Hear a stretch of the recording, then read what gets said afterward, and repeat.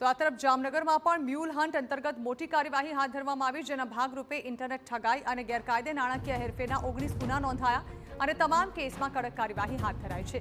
Cyber માફિયાઓને bank account આપનાર તમામ શખ્સો સામે કાર્યવાહી હાથ ધરાઈ છે। પોલીસે તપાસ દરમિયાન કુલ 192 શંકાસ્પદ બેંક એકાઉન્ટની તપાસ કરી હતી, જેમાંથી કુલ 171 શંકાસ્પદ એટીએમ વિથડ્રોની પણ તપાસ કરાઈ છે। અહીં પણ અન્ય શહેરોની માફક જ સાયબર ઠગોને બેંક એકાઉન્ટ આપી ગુનામાં ભાગ લેનાર આરોપીઓ ઝડપાયા છે। પ્રાથમિક તપાસમાં ખુલ્યું છે કે એકાઉન્ટ દીઠ કમિશન મેળવી આરોપીઓ ગુનામાં સહયોગ આપતા હોવાનું સામે આવ્યું છે।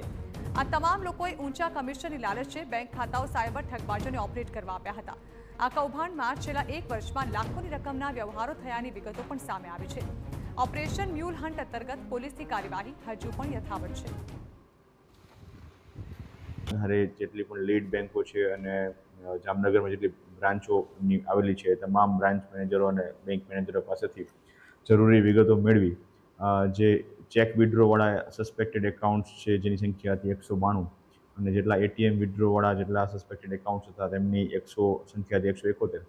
આ તમામ ખાતા ધારકોની હાલ તપાસ ચાલુ છે અને આ અંગેની ડ્રાઈવ ચાલુ છે।